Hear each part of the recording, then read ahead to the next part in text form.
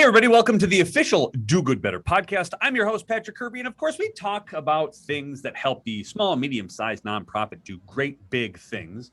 One of the things that I think is so important and that I am so unbelievably passionate about is the concept of enthusiasm. And I know that when you are starting a gig and you run into an organization, like you just run through a wall and you're like, I'm going to go change the world. And then eventually it just sort of fades because you got 10,000 different things to do and you don't have that spark. And so today we're going to talk about it.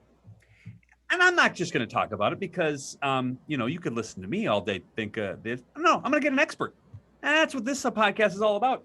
I would like to welcome to the show Joshua Evans. He is an international speaker. He's an organization and corporate culture expert and the author of Enthusiastic You. Joshua, welcome to the official Do Good Better podcast. Awesome to be here. Awesome to do good. Yes, I'm so excited. Joshua is one of those human beings where we got connected through somebody else. And then I think we spent an hour and a half just talking at a rate of speed and of enthusiasm that is unmatched.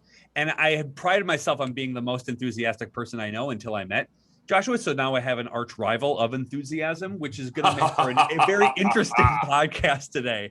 I can't appreciate you enough to be on the show. And if people are sort of checking out iTunes and they're like, I want to learn about being enthusiastic, but they have no idea who you are, which is a mistake and a shame.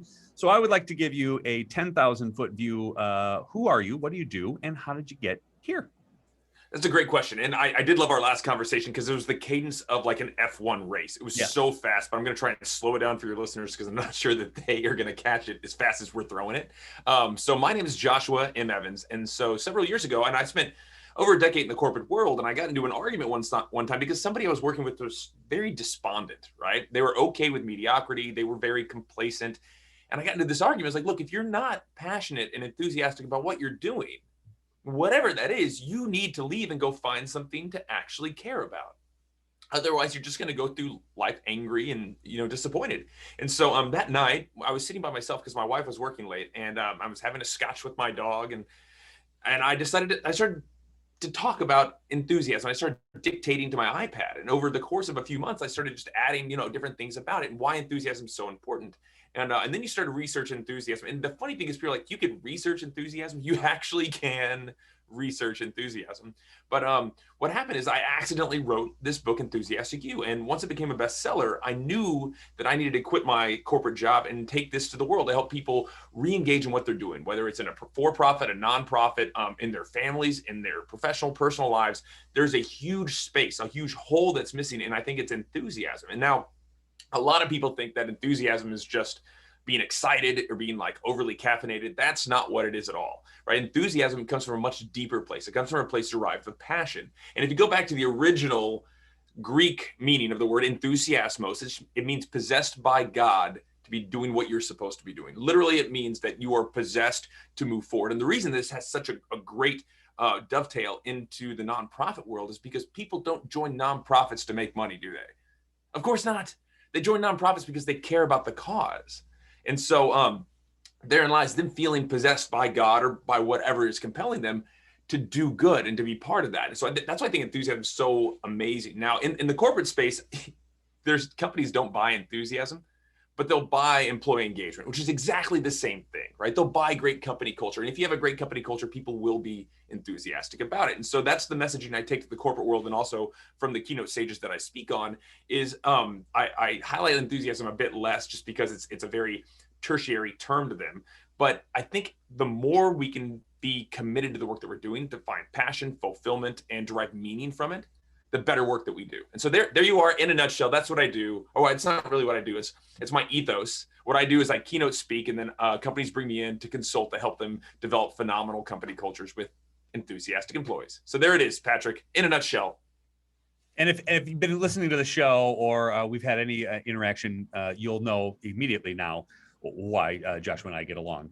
It is that sort of like ramped up F1 sort of speed in which we're so enthusiastic about talking about enthusiasm. And I think that's a missing piece there as well. I was told by a former boss that My enthusiasm wasn't going to raise enough money for my organization. And I disagreed wholeheartedly, is because if you lose that spark, if you lose that passion for what you're doing, it's easily seen on people's faces. You can read right through them, and really you're not sparking anyone else's joy, which means you're dragging everybody else down. And if that's what I love about what you do, and sort of creating this corporate culture or nonprofit culture, is to maintain and grow the passion by which you started with, to continue on. So let's start there. Let's start with somebody who's lost their enthusiasm. What are the telltale signs? What are the things that you just should be looking for? Because I think that's a good starting place. And then we'll reverse engineer on how do you get it back. But what are you looking for on sort of glancing across the boardroom where you're just seeing this glossed over face? What are we looking for to get those signs? That's a great point, because what I want to highlight here is it doesn't happen overnight. Like somebody doesn't, like one day they love working for their nonprofit or their company, and then the next day they go, screw these guys, I'm running off. No, it doesn't work that way, right? So it happens slowly, right? It's a slow uncoupling, right? And if you think about like a trailer attached to a truck, right? I'm from Texas, so I use these kind of examples, which is ridiculous, but a trailer, it's that easily, if you hit a bump, right, and you didn't put it on the ball hitch right, boom, it's off, right? And all of a sudden the chains are going to make for a spectacular accident. Like that's a really quick uncoupling. It doesn't happen that way with people and their enthusiasm, right? Because people that are fired up with passion and enthusiasm about something, on day one, they're very excited to be there, but it's day 500 where they want to stab one of the other volunteers. So like what happened in there? What happened is, it's not that what we have them do or what our mission is changed, right? The mission hasn't changed at all. It's their perception. And over time, these people, they get stuck in these ruts, right? Because routines are great, right? Routines are great, but routines can become ruts, and then we feel stuck in them. And so if somebody's been doing the same effort, the same work, they're now just looking at the tasks and the functions and the responsibilities of that role. So if you have a volunteer who's always in charge of crowd management, right? And so they're doing, or you have a volunteer that's always in charge of fundraising, or always in charge of handing out the name tags, whatever it might be. If you have a volunteer that's doing that every single time, they're going to forget why they cared so much about your vision and your goal and the mission of your nonprofit, because they're just focusing on the small tasks and functions. And when you do that, they don't see the world for what it really is. They just see the little role that they have. And it's so easy for them to lose their passion. So all that preamble to say, the telltale signs are people that you know if somebody really cares about it because they're contributing in the conversations, right? In the meetings, right? Somebody who's just going through the motions is a telltale sign that they're burnt out on what they're trying to do, and they've lost that spark of passion. Burnout, which is such an unbelievable issue in the nonprofit world, right? 18 months is the average span of a career in development at a particular organization. They leave after that. That's typically national across the board. And the reason is because they have unrealistic expectations, and they wear 10,000 different hats, and they forget why they got there in the first place. And so when you are a leader and when you are in getting to that rut mode, how much responsibility do you put on the person to get themselves out? And how much responsibility do you put on the organization to help them get out? Because there's got to be a balance between the two, and you got to come to some sort of agreement. You can't tell somebody to be enthusiastic and they're unwilling to do so, the same way that you can't vice versa. What does that look like in a healthy relationship, business to manager to employee kind of thing? Well, and to be honest with you, I've never seen a perfectly healthy organization. No, right? But there's give and take on both of those sides. Right. And so first off, and I've been called a motivational speaker. I'm not, because I don't think that one person can motivate another person. It's impossible, right? I can give you tools to be motivated. You can explain why they should be motivated, but it's still up to the individual to derive that motivation for why they're doing it, right? Everybody has their own why, as Simon Sinek would say, right? Everybody derives different meaning behind it. Some people are part of your association because it makes them feel good about themselves. Some are because they had a family member go through something that your organization may be addressing. Those little things, it's where their soft spot in their heart is, and that's the only place that they can go to really derive, I'll say, that passion or that enthusiasm behind it. Now, where it fits into the organization, what they can do as a leader to keep these people impassioned is to constantly don't be talking about what their role is or what their role does. Don't be talking about what your organization is or what your organization does. What you need to be doing is going way, way beyond that and talking about what your organization means, what it means to the volunteers, what it means to the people that you serve, and what it means to the community as a whole. And when you do that, they can step back and see that bigger picture of what they're part of. Because everybody wants to feel like they're part of something bigger than themselves. And everybody wants to know that their work has meaning. And it does. The problem is it's so easy to forget what doing a great job means to those that depend on us in our organizations. It's funny that that is the exact steps that you need to make, and you need to tell those that donate to your organization. What's the impact and what's the meaning of the organization and how they helped. And we spend so much time on the donor side, we spend so much time on the volunteer side that we forget about what the internal folks, and we forget to re-spark and tell them that over and over again. And we forget to remind ourselves that over and over again, so that we lose track of why we started in the first place. And yet we are under the assumptions that we're going to go and tell others who help our organization with monetary or time or talent or treasure, whatever that is. We're going to remind them of their impact, but we're not going to remind ourselves. And therefore we're kind of secondary to being enthusiastic or reminding ourselves about that spark. That seems like an insane thing to do. Well, but I think it's natural for us because we have to be funded. We need the money. We need to go out and get people to donate. And so we're outwardly focused, right? Yeah. We're outwardly focused, and we rarely take time to turn back and go, oh, we need to be inwardly focused for a little bit, because these people need the message just as much as everybody on the outside. And when we're only focused on the outside message, then things on the inside atrophy, don't they? It's pretty wild. So here's a really cool example from the corporate world that you could easily bring into the nonprofit. I had a really cool interview with the president of Club Med. His name is Xavier Mufraji. Super cool guy, really neat. And so he's the president of Club Med, and it's a really cool resort. If you've ever been there, check it out. The only way I saw one is because I snuck into one. And I got kicked out, but it's okay. He didn't know that, but I interviewed him recently, and the way that they work, because they get lots of young people into their organization. As you probably know, hospitality has crazy turnover, just like nonprofits. It's crazy how quick they turn over. And so what they do there, and they have one of the longest retention rates as far as employees and staff go, and they do. But what Club Med does differently is they bring somebody in and they put them on roles for very short periods of time. So 3 to 6 months you're in this role, and then I'm moving you to a different role because I want you to learn something else. And the thing is, it gives them just enough excitement, right, to get gears spooled up in that. And you would think that they would lose continuity with the next role. But what happens is they start learning into the next role, and they throw them into another area. Like, okay, this is what we want you to focus on now. And it keeps their mind fresh, and the mission behind what they're doing really exciting too. And if you didn't know that, the mission behind Club Med is actually a pretty amazing one, because they started out as a nonprofit organization that took all these army surplus tents after World War II in Europe, took them down to Malta, and then used it as a place to let people that were in concentration camps come and convalesce. Yeah, and so they started from a very philanthropic place as well. But the key is keeping them knowing that their mission is bigger than just getting this task or this responsibility done. It's interesting too, because I think right about now we have the attention span of gnats in general. And you and me, or all people? Well, I was just you and me in particular, but we're good hyper examples of just general world at this point.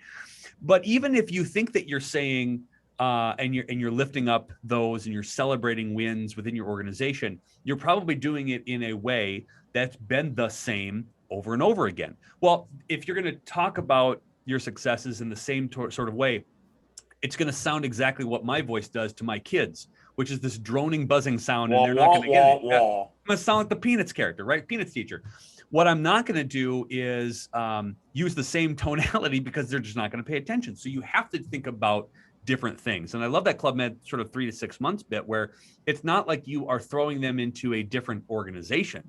It's just a different role. You're saying something differently. You're giving them a little bit of kudos here. That's the way. I've never heard that before. And you're probably saying the same thing, but you're doing it in different ways. What sort of tips and tricks have you seen within corporate culture on the way that you can celebrate and lift others up internally that might be and might resonate with the nonprofit world, that's different, that's outside of the box, that's really weird, that maybe we aren't thinking about because we've got our horse blinders on and we got to raise money for our mission.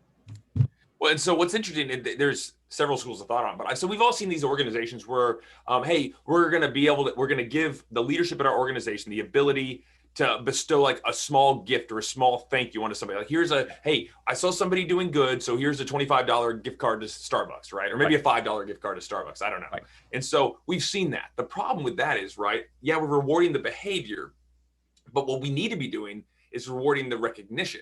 And so what I've seen done, and this is a really fascinating way to do, is to change it up. So if you see another volunteer doing something above average, you need to recognize them to the whole team. And the person that recognizes them is the one that gets the $5 gift card, which sounds totally counterintuitive. But now what you're doing is you're training people to look for the good in the other people. And then they're constantly being reinforced by the people that they're working with. And so it's different than rewarding the good behavior. You're rewarding the people that are recognizing the good behavior.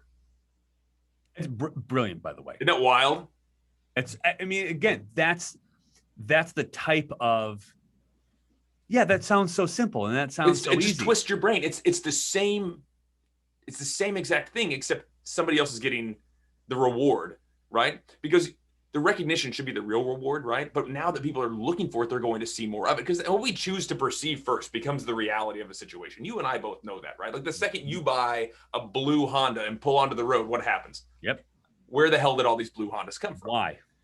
Exactly. Yeah. And so that's the exact thing. So if we're showing people or encouraging them to look for the good that others are doing, right? The recognition, because gratitude is one of the best gifts anybody can get. It really is. Yeah. It really is. So, and if you don't say thanks to a donor, they're never going to give to you again. That's kind of the bit. But the unexpected thank yous, the unexpected pieces of gratitude and appreciation where I didn't do anything. Well, yeah, you did. You picked up the phone. You did this thing in the community that didn't have anything to do with our organization, but I want to lift you up for recognizing and paying attention to the good that you're doing elsewhere. Well, now all of a sudden you're the organization of the person that's known as the person who lifts up others, and they want to be attracted to you. They want to come and ask you questions. And what are you doing as well, right? There's this really weird law of attraction of you being grateful. That's a weird thing to just conceptualize. And if you're an organization that's known for that, if you're an organization that's known for lifting up others, well, people are going to want to join that organization. They're going to want to be a part of that group. Even if it can start with, I know I'm going to get something for being appreciative, or I think I'm going to, but it's the only thing that you can do that's acceptable in being selfish. I know that if I say thank you to you, you're also going to say thank you to me for saying thank you. And it's this weird gratitude loop in perpetuity that you can feel great about. And that's okay. No, and I love that. And I think, and especially in the nonprofit world, we're too busy and we're focused on the things that we have yet to accomplish, right? And just like everybody else, we have a to-do list, right? These are all the stuff that I have to do. And most people, what they'll do is they'll take their to-do list and then they'll write everything down. And then when they do something, they'll cross it off.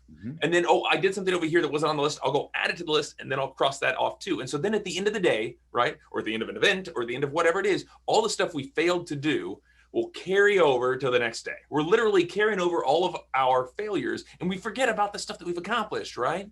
Especially in nonprofits, we forget about the last successful event or fundraising effort. And we're too busy and too focused on the next one. We rarely take time to look back at how far we've come because we're looking at the next goalpost. And the problem with that is we're treating our work or our efforts like Tetris, right? Where all your mistakes stack up and then all of your successes disappear at the bottom. Like I'm sorry for the millennial reference, but that's what we're doing, and it's absolutely ridiculous. Is there a bit, because I've always found that nonprofits especially think that celebrating wins and celebrating their successes is bragging, and that's why they don't do it a lot. Is because they don't want it's not about us, it's about those impact. But if you don't celebrate a win, you've seen this, right? You have the giant thermometer on the wall, and you color it, you color it, you color it. Hey, team, we got to the thing. Great, now take it down. Take it down. Yeah. Down. We don't want them to know we actually got money. Like, what? Come on, guys. It's ridiculous. And so I'm part of a nonprofit here in my hometown too, right? It's a TEDx, but that's a nonprofit. And so we literally make $0 on it. We donate everything. We have to get everything donated. And the conversation has to be around, what does this mean to everybody else, right? And if my team that's working right and volunteering their time doesn't know that what we're doing is great, and and that the work that they're doing is valuable, they're not going to want to come volunteer next year when we have the event. They just aren't. And so and TED's a bit different, right? Because we're not, donating money to something, but we're donating knowledge to our community. And so I am huge about promoting the heck out of it, about highlighting people that have gone above and beyond, doing great work. I am all about celebrating the success and the wins and the end of it, right? Like I put pictures of everybody like on the TED stage, like, yeah, look at these guys are doing awesome. You have to, man. That it's just reinforcing the good behavior. You can't just highlight the bad stuff. You can't just look at the bad stuff. It's just like a child. You have to reinforce the behavior that you want emulated. It's part of the, I don't know if you've ever taken a DISC score or whatever. I have. You want to guess what I am? I know what you are. Yeah, I know exactly where you are. If you're not a high I, I'd eat a shoe, because that's exactly what it is. But one of the things that I think people who are high I enthusiastic or overly optimistic, there is a sense to others that it's disingenuous, or there's an inauthenticity to it, because there's no way that you can be that authentically passionate about it. How do you counter that? Because that's I think if you always go with your glass overflowingly full, there's going to be those negative naysayers that are like, whatever, that's caffeine or booze or whatever. They can't do that. How do you counteract a feeling of inauthenticity to somebody who is enthusiastic authentically, but it doesn't, because they're matched up against somebody who is just an Eeyore in the room? God, the Eeyores. Yeah. I used to use that it's a great example. It is the Eeyores. Like, oh, I guess I don't have a tail today. It's like, well, then go get one, dude. And so it's hard, right? Because I've had managers in previous roles that were like, Josh, you need to settle down, right? You're too excited. Yes. And I was like, well, here's the thing. Either I'm excited or I don't care. Like, those are the two options I have, right? Because if I'm not passionate about it, if I don't bring my energy to it, you're going to get no energy from me. I don't know about you. Like, I don't really have like a low set level throttle, right? If I do something, I'm all in. Like, I wake up like this, right? To the chagrin of my wife, who goes, you need to go away until I've had a cup of coffee. Yes. At least. And so I don't know another way, right? Yeah. I don't know another way. And so I remember like grade school having teachers that didn't know how to handle my energy, because I was just like, okay, we're going to do Play-Doh. Oh, Play-Doh, yeah. And they're like, okay, this kid has issues, right? Challenges, right? And I threatened with all sorts of behavior modification drugs as a kid. I was like, no, I can focus. I'm just excited. And I should be allowed to be. And like, I don't shame people for being despondent, but sometimes I do. But my rebuttal to somebody's like, okay, look, I think you're bringing too much energy and enthusiasm to this, is I think you've accepted mediocrity. I think you've accepted less than you deserve. Mm-hmm. That's pure and simple. And the funny thing is, there's a study done at Harvard University by a guy named Dr. Acker. I don't know if you ever heard about him. He's a really sharp guy, but he did this study about people with a positive brain. And I don't mean like people that are just happy no matter what, but people that are genuinely looking for the good in a situation. And he found that those people are 34% more productive. People that with a positive perspective, they're 3 times more creative, 10 times more engaged. It's crazy, all because they're looking for the solutions, not just looking at the problems. Because we all know the people that bring problems to the table, right? And to be honest, if you bring a problem to the table, but you don't bring a solution, then it's not a problem. And so, I've instituted this at several organizations that I've worked with, is if somebody has a problem, they're only allowed to bring it forward to their manager, to their boss, to whoever, to leadership. The only way they can bring it to leadership is if they bring 3 solutions with them. They don't have to be great solutions, but bring 3 solutions. It proves to me that you're not just looking for the bad, you're trying to fix the problem. Yeah. Yeah.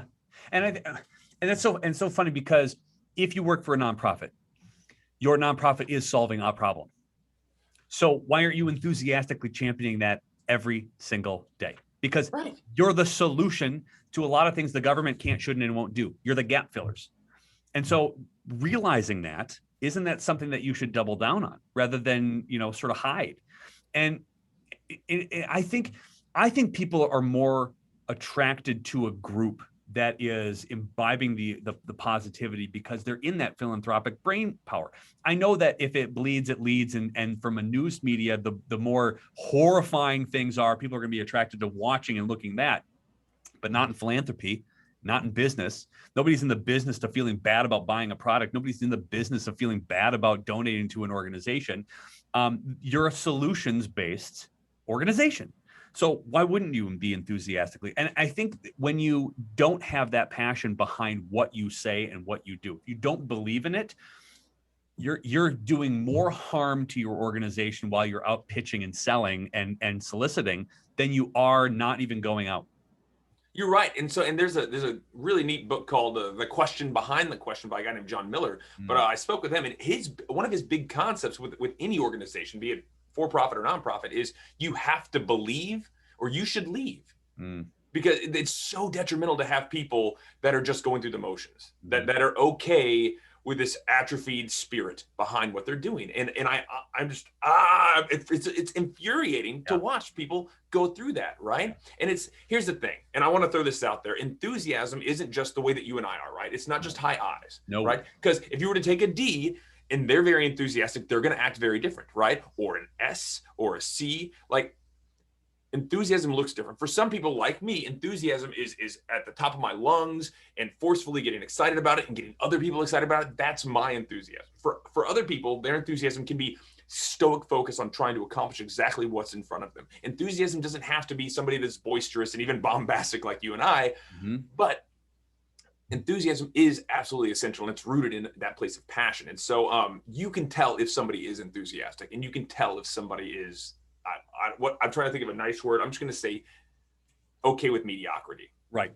And maybe talk a little bit about that too. And I think you've been in enough corporate boardrooms where you understand that leadership with different enthusiastic levels, or the ways that people show enthusiasm, is probably a challenge to combine powers for good, right? There's no Voltron-like book that you can get to say, okay, all of our enthusiastic powers, even though you sound like you're not enthusiastic, even though I know you are. How do you lead as a leader in different categories of enthusiasm for others? Because I know that if I'm walking into a room and I'm trying to lead a group, I'm going to have to meet people where they are. How do you navigate that enthusiasm when there's a gap in those who you're trying to lead?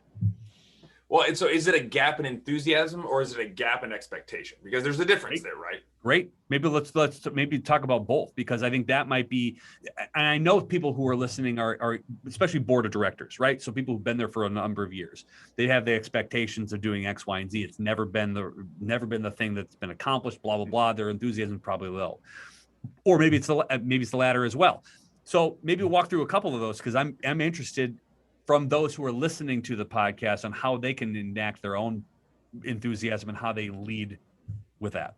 See, one of the best ways I found to do that, right, is to not talk about enthusiasm, because once again, enthusiasm becomes this unobtainable thing, like, oh, it's just about being excited. And I don't like to cloud the waters, right? Because it's still around purpose. And so what I like to do is I do this exercise, and I've done this with several boards, and I start off, what we really want to do is get to meaning, like we were talking about before. And so what I've done, and this is I'll take an inanimate object, and here, this one's kind of enhanced. So I have this plastic coat hanger, right? It's actually quite cheap. It was from Target.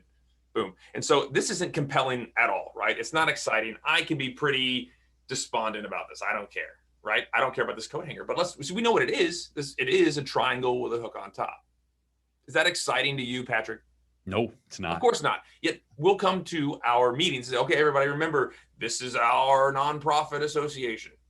Nobody's going to get excited by talking about what it is. Fine. Let's talk about what it does. What this coat hanger does is it holds jackets or shirts or pants or blouses. That's what it does. Is that exciting, Patrick?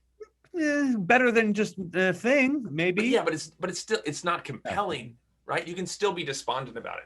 But people, these board of directors, they'll show up in these meetings. Like, okay, let's go over what we do again. So we save, the West Texas, frogs from losing their habitat. There is no West Texas frogs. They're all toads out there, but whatever.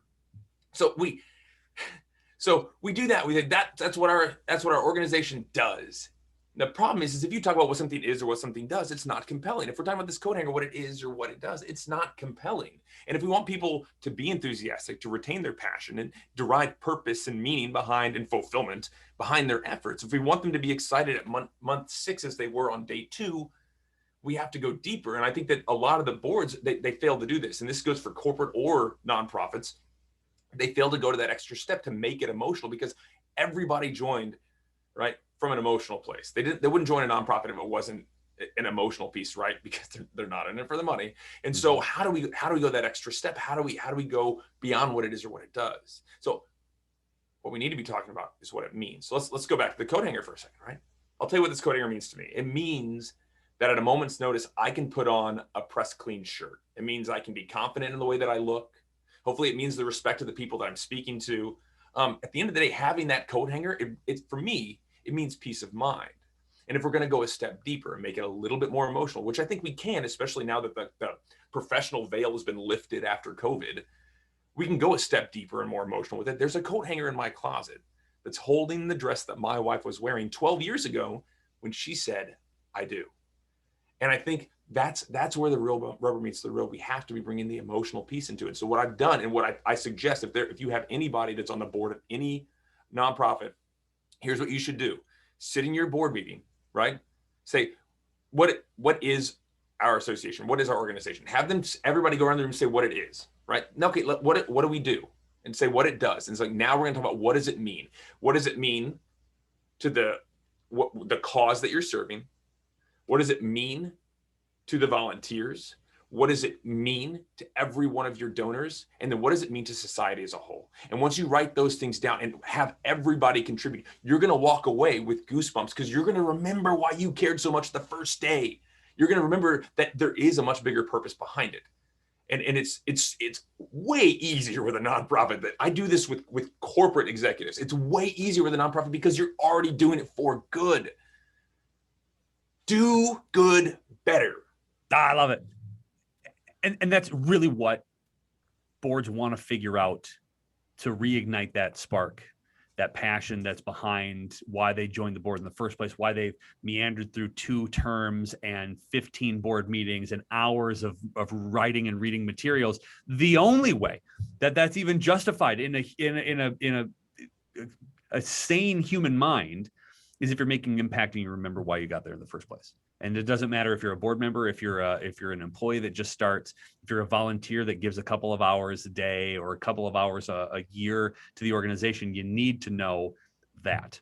And that is enthusiasm. And that's why it's important. And that's why your optimism and your impact and why you need to celebrate those wins is so unbelievably important, because if that spark goes out, well, then it takes a hell of a lot more time to get it back than it does to sort of spread to everybody else.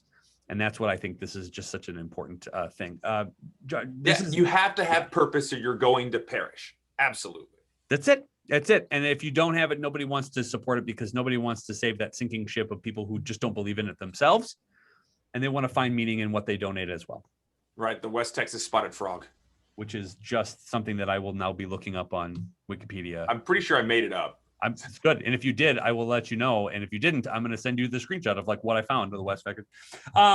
If an association exists to save them, I will donate $100 to it today. Done. Sold. I will also do that as well. And in honor of you for being a guest on the official Do Good Better podcast, Joshua, thank you so much. I seriously, from the minute you and I picked up the phone to talk, and every piece of this conversation and your book itself, phenomenal. If somebody wants to get a hold of you, not only to maybe, bring you into a corporate boardroom, they want to bring you into a nonprofit, they want to read your book, they want to figure out who on earth you are, they want to get involved, how on earth did they do it? So you can check out my website. It's joshuamevans.com. You can hit me up on social media. Most platforms, it's @EnthusiasticU, or on LinkedIn. It's LinkedIn/the Joshua M. Evans. And so, or you can even email me. Do people do email still? Yeah, I think so. Email me directly. Right? Don't even go through the info thing. Go josh@joshuamevans.com. Shoot me an email. I'm happy to chat, happy to talk. I'll promise to bring at least this much energy to that conversation as well. I love it. I fear for the day that we get in a room together. Not for us. I feel for everybody else that we just needed a lot of space with a lot more people. It's going to happen someday. I guarantee Cold fusion, man. It's going to explode. It's going to be great. It's going to be fantastic. I can't thank you enough for the time and for your perspective and for your enthusiasm. I will put all the links to the show notes as well. Thank you so much for being a guest. I really appreciate you. I appreciate knowing that there's somebody else in this world who has an extraordinary amount of passion for what they do and who is infectious in the way that they talk about enthusiasm. I will use you as a reference forever in that department. I appreciate you. Thanks very much for being on the official Do Good Better podcast. Thank you for having me. It was awesome.